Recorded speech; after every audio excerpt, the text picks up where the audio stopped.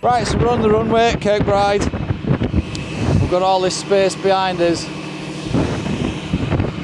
We've got Jonathan's car, so we're going to do a little video just about what he's done and that, but we're going to go for a quick run around down the airfield first. Right, so we're in the car with Jonathan and we're doing a video about this really. So I'm going to get some shots of it from outside, but get some shots of it from inside as well. And once it's not running, he can explain what all this is and what it does. But we'll go for a little run down the airfield and we can see what's happening. See how scary it is. Yeah, see how scary it is. It looked scary from the outside last time. Are you ready? There's my daughter Rivers. Right, we're ready, steady, go.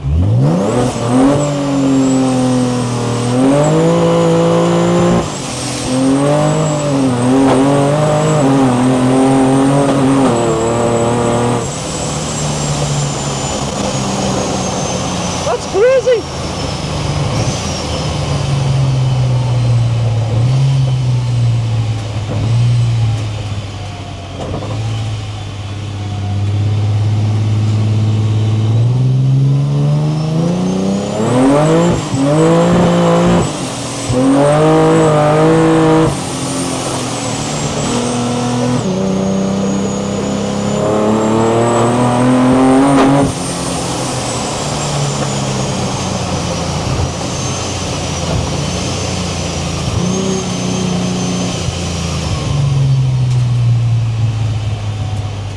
A bit leery. Yeah, traction's Traction's non-existent. right. Knock it off a minute. Quiet. Yeah, I need some better tyres. Right, okay. So, just to explain what's going on here. We're sat in a Mark 1 Escort. You've had it for how long? Since 97, I think. And you bought it as a road car? No, I bought it as a project, really. It was knackered, like rotten. Yeah. Absolutely rotten. So there wasn't much left of the original. Yeah, you can see where it's had some plate and that down patching there. all over the place. The Yeah. sill was not connected on this side at all, so you could get out of the door handle and literally just like move the sill with the door. Yeah. So it's had a lot of plating. Front end's space framed. Yeah. Fiberglass one piece front on it. Independent rear suspension out of Granada bits and then made up the bits. Yeah. So and it's never, you've never had it on the road. No, it's never been on the road. You've put this cage in it and everything. Yeah. And engine. V6 Cosworth with a supercharger on. And it's had that in for quite a long time, hasn't it? It's like, has that been the only engine that it had in it? Yeah. Yeah. Yeah. Why has it got a Rover steering wheel? Because the top column is a Rover top column. The power steering's off a Suzuki Ignis, Right. and then it goes to the normal quick rack of the Escort. Right, okay, so you've got like 3 different manufacturers involved in your steering. Yeah, I like these. All right, okay, well they're better than the Escort ones anyway, aren't they? Yeah, I need to change the wheels. So we've got a digital screen in there, just kind of thrown in there. But, At the moment it is, yeah. It's a prototype, isn't it? So what we're playing with today is this gearbox is just having a bit mess on with it, and we wanted to get a video of what's going on. So although he has done it was a customer car that he started with first, he sort of developed this kit on a customer car and then put it onto his own car and developing it further. So that's the transmission control unit that he's made, which takes control of the gearbox via a circuit board. Yeah, and you've got to delete the original board, yeah, which inside the gearbox, and put like a jumper circuit board in so that all your solenoids are brought out to that TCU. Yeah. So you can control all the solenoid speed sensors. Yeah. Temperature sensor. So the trans temp is from the gearbox. Right. Which already has that built-in sensor. Yeah. So I've just calibrated that to suit. Yeah. And then we've got obviously this gear lever here. Yeah, that's a 3D printed one. Yeah. So you would make that out of billet ultimately. Yeah, you could do a billet one. You can buy billet ones. Right, what are these buttons? That's neutral button, so from any gear, like if I go up into 6, you can just hit neutral. You can see it over on the right hand side, yeah. Hit neutral, it goes into neutral, so Right. that's handy for dynoing and stuff. Yeah, for the course down. Also, if you come to a junction, you can just bang it in neutral. And coast it down, course. And then the other one, if you're in second or third, it doesn't do anything. Go into first, it'll go into neutral and then reverse. Ah, right, okay. If you're already in neutral, it'll just go straight into reverse. So what if you were going forwards, and then you'd press neutral, can you then press that and you would end up in reverse? No, it needs to be below 10 RPM on the output shaft. Right, okay, so it's like got safety feature in it as well. Yeah. And what's this button? That's launch, that's all to do with the ECU. More to do with the ECU, yeah. So it's got traction control. That doesn't seem to do anything. It's probably not on. No, it's not on. Pit lane speed limit and map switch, which I've not got active at the moment. So that's all to do with the ECU, not the TCU. Not the TCU. Okay, and those gear changes on the way up the airfield there, those were clutchless? Aye, totally. But you do have a clutch? I do have a clutch. So what about the downshifts? Were those clutchless? They were, weren't they? Yeah. They were clutchless with it's got throttle blip, so you'll hear it blip. As it goes down. Oh, actually, that isn't working. Why is that not working? Oh, it is. Something to do with that light, yeah, I can hear something. Yeah. You could set off using the clutch, you could change gear using the clutch if you just couldn't get out of the habit of it. Yeah, and obviously you can clutch kick it for drifting. You can use the clutch in any gear up to 6. Yeah. 7th and 8th I haven't bothered, because why would you want to clutch kick it in 8th gear? Yeah, but so like coming down the gears though, obviously it's a little bit savage. You could use the clutch, especially for downshifting, just so it's a little bit smoother. Yeah, if you wanted to. And for road use, like you can control how abrupt the changing is. Yeah, it's just like a normal clutch. Yeah. So it's quite a linear sort of motion. Yeah. You can see the value. If I put it into neutral, see the clutch value there. Oh, yeah. When I press the. Ah, yeah. So it knows that the clutch is being pressed and stuff. Yeah. It's crazy clever stuff, So these are now available, yeah. Yeah. We've made a new website, JDM Power. It's on there. We're just putting like a payment system on there, and so his kit. So what gearbox do you need to put this kit on? BMW 8HP, and then I'm on with the Audi one, which is nearly done. Audi 8HP. So pretty much any one of them. Yeah. It will work on the Jaguar one, although I've not tested it on the Jaguar one. Is this something that like somebody could do themselves, or do they need to get you to do it? Yeah, or with a bit of knowledge, they'll be able to do it themselves. Yeah. Is it something that if you went to a garage, like and says I've got one of these kits, would you fit it? Do you think a garage would do it? Possibly.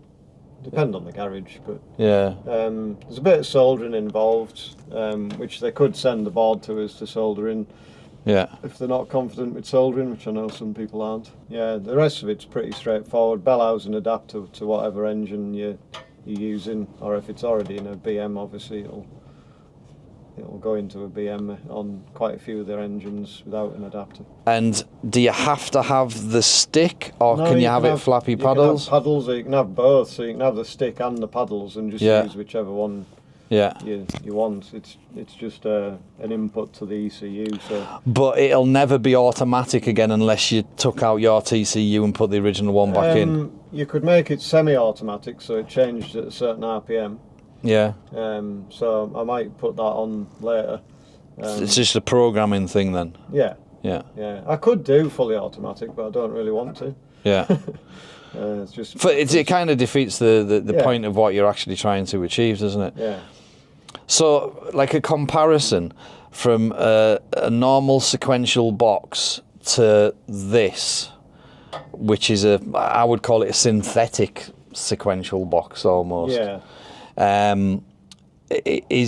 What's the pros and cons? What's the advantage and disadvantage of this compared to an original? Well, a full sequential box, you're generally looking at maybe 15 grand. Yeah. For the box. servicing wise, you've got to service them quite regular. Some of them are really really quick times, you know, so maybe a season for if you're racing, about 3,000 miles if you're on the road. So service costs can be really high on them, and they can be quite expensive on that as well. Yeah. So you could have quite a few £100 every few months if you're using it a lot. From a rebuild point of view, and just general sort of servicing, keeping it. Because they wear quite aggressively. Yeah. Whereas these things will do 200,000 mile. So almost no servicing issues at all. There are issues if you go to much higher horsepower, because they have a torque limit, but there are kits available to upgrade. Spend 3 or 4 grand, you can get a 1200 horsepower upgrade kit. Wow. And there's clutches in the gearbox, isn't it? It's not that it's like completely automatic. It does have 5 clutches, and then there's 4 planetary gear sets. So the 5 clutches control them gear sets, which gives you 8 speeds in forward and then reverse. So the servicing, you might need to replace the clutches, especially if you're using a lot of power. Yeah. Power wise, you definitely probably need to. Would you clutch, like, you know, like, because in a normal car you can like need to replace your clutch every now and again, especially if you've been kicking its ass. So like, would that be the case in these as well? At some point you would have to. Yeah, more if you're on higher horsepower. If you're on like within its torque limit. So they're pretty durable then. Yeah, you shouldn't have much issues with that. Obviously there's little quirks and things that, you know, people have found with them, but they are a really reliable box. Yeah. You know, there's lots of people using them and so drifting with them and all. Price wise, you got 15 grand for a traditional sequential. Yeah. What would it be? Let's just say if you needed to buy an 8HP, you were going to put it. If someone wanted this setup in an Escort, for example, like first thing they need to buy a gearbox, yeah. Yeah. And then they need your TCU and stuff like this would be extra. This isn't part of the kit. This is a prototype anyway, isn't it? But at the minute, you get the TCU and a screen. The TCU and the screen. There's 3 different size screens. Yeah, that's the big one, isn't it? That's the big 10-inch one. There's a 7 and a 5. So obviously the prices would vary slightly, to that. So with the TCU and the big screen, it's 1,000. Right. Okay. Well, that's not a lot of money, is it? No. And then a gearbox. What are you paying for a gearbox? 500 quid? From about 300. Some of them. Really? Like a 50 like this. This was just under 300 quid. Yeah. Yeah. But the 70s, which are the higher torque, they're 700 newton meters. They range from about 500 upwards, depending on how new they are and stuff like that. But say so 500 quid on a gearbox. There's plenty available. Yeah. You know. There's loads of them out there, isn't there? Yeah. Like loads of cars have got them in. Yeah. And then 1,000 quid for your basic kit. Yeah. You need a Bellhausen adapter. And let's say you pay a mechanic 500 quid to fit it. Would that be about how much you would charge to? Yeah, it'd be somewhere around there. Yeah. Not to necessarily fit it into the car, but fit the TCU kit to the gearbox. Yeah. Yeah. So, you know, for a couple of grand, you've got an 8-speed sequential gearbox. 2 to 3 grand in general. Yeah. You're looking at a fully fitted setup. Some of the adapters are more expensive than others. Aye, because you maybe need an adapter plate if the adapters range from about 600 quid to about 1,200 quid. Right. Okay. Yeah. So there's that as well. It depends on the engine that you're fitting it to. Yeah. On that side of it. This one I did the adapter myself. So it didn't cost me any money really, but. You would need to factor that in. And how much would you haven't got a price on the handle yet? These things from the DTC shifters, which are very similar, they're about 400 and something, I think, off the top of my head. Okay, so they're already on the. There are other options like the paddles and stuff you can use. They're a bit cheaper. Yeah. I mean, I 3D printed this one and it works. So. Because this is what they want, you know what I mean? I think this is really what. Obviously, the gear changes. Just on the gear changes, you almost can't tell it's changing gear. There's no.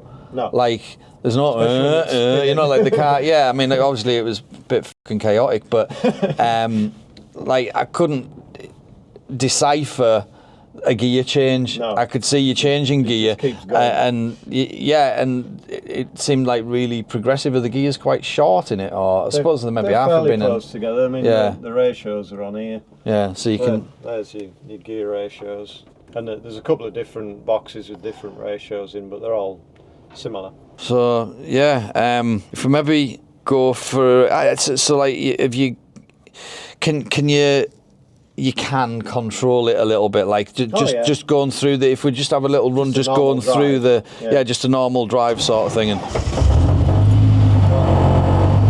That's starting third. right, so you would make sure that you're in neutral. Yeah, you'd pull the gears. Yeah, okay.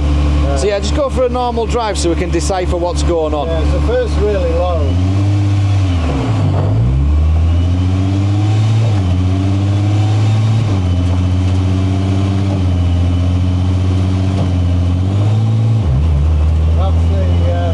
That was the torque converter locking up. They couldn't see us. I don't know.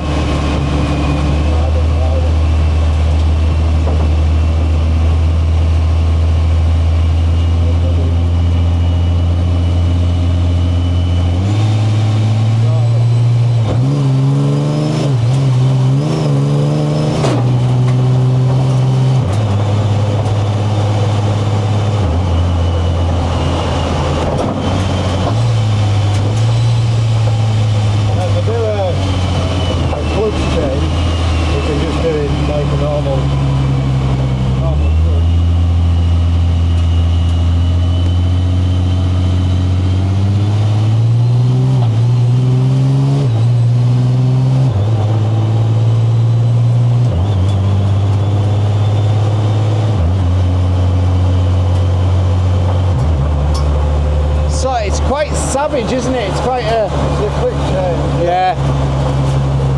Light throttle.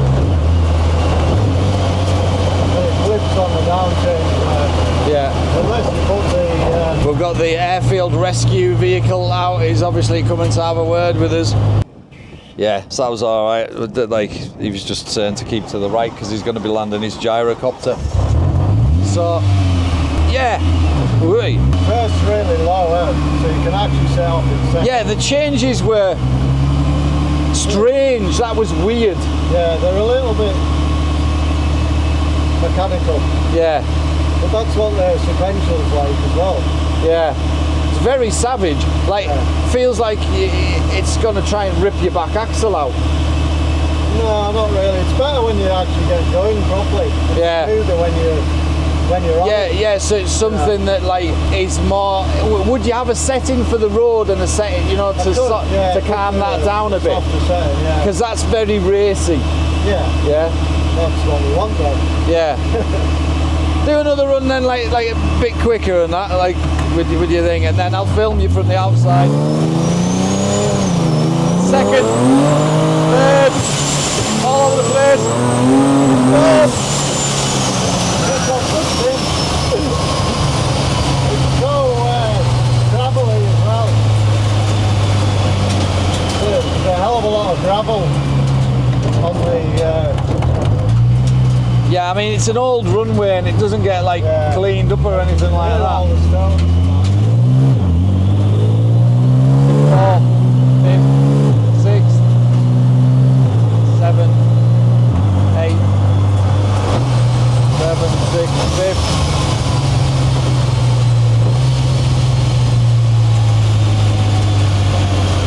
So if I get a couple of...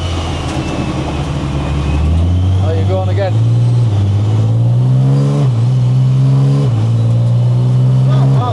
Yeah.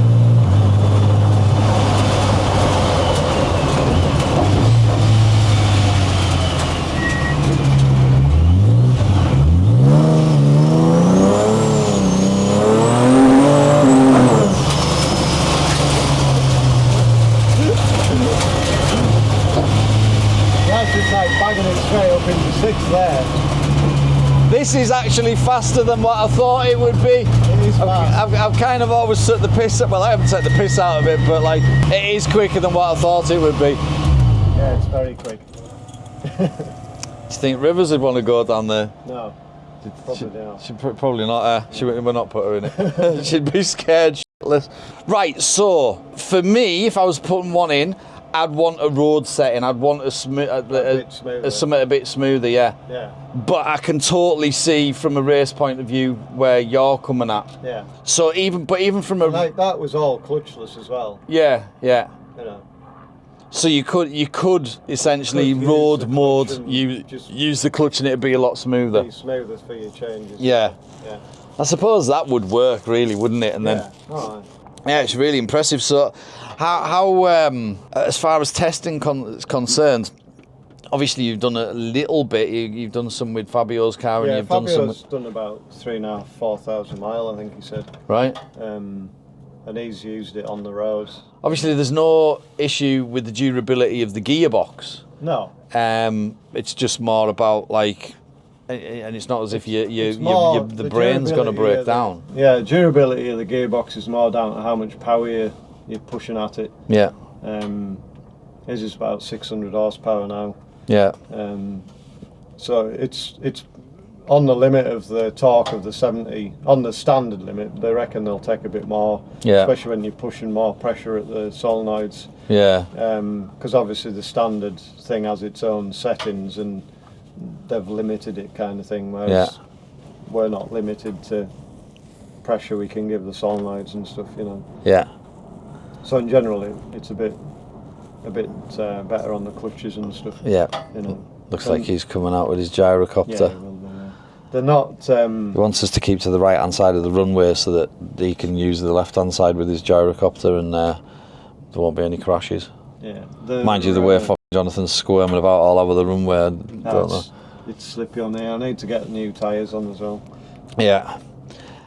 So I think if I get a couple of just rolling shots, maybe get Rivers to film you, or I'll get him. He said stay to the left of the right hand side of the runway, and he's coming down the right hand side, or is he in the middle? He's in the middle, probably. So he's probably waiting for that helicopter to do what it's doing. He's coming down the left. He's coming down this side now. Yeah. They can take off in such a short distance. It's really quite windy though. Like, I guess they don't mind getting blown about like a packet of crisps. Mind, no. Yeah, so I'll just get some shots from outside. I don't think there's any anything to show anybody outside really, unless you want to.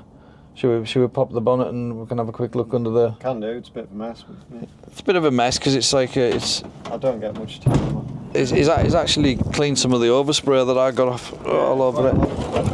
Yeah, see, Matt. Oh, right. So it's came off the. Things ripped off.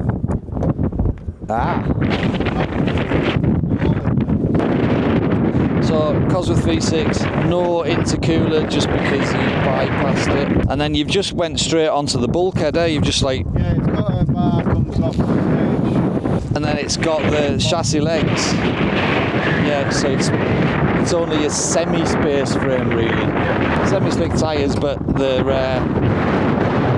pretty slick and really old, so they've gone a bit hard. The car's looking nice with the stickers off it. It's nice to see it without all them flipping 3D scanning. And the overspray, you had to get that in there again, didn't you? I did get it covered in overspray, and I did say I'd polish it for him, and he has had a crack at it himself. But long-term project and still work in progress, and now it's like a development mule for your gearbox, but you're pretty much developed. You're just gonna tweak things, adding extra stuff to it really. So launch control setup for the what do you call it, trans brake and stuff like that you can add, but right. So that's then getting it communicating with the ECU as well. But there's also like on the trans brake, it holds it in 2 gears to stop it moving. Yeah. And then when you let off the button, it just goes, so you can have full throttle loaded up on the torque converter, let go of the button and it just goes. Right. So and that's through the TCU? Yeah. Right, okay. That's like that when you autos do on the like on a Honda Steppy when you hold it in gear and it keeps the clutch and you can rev it up. Good way of popping wheelies on a Steppy, that. Yeah. Nah, they're indestructible, them things. Cool, right, anyway, so jdmpower.co.uk, they will be available on the website pretty damn soon. If they're not already on the website, I'll try it, because we're making the website as well, so I'll try not to, I won't put this video up until the website's done. Okay, well, I'll follow you up the airfield, so I'll get a little... Yeah. Oh. We've got Rivers here, my glamorous assistant. Come on then, Jonathan. Come on then, Jonathan. Come on then.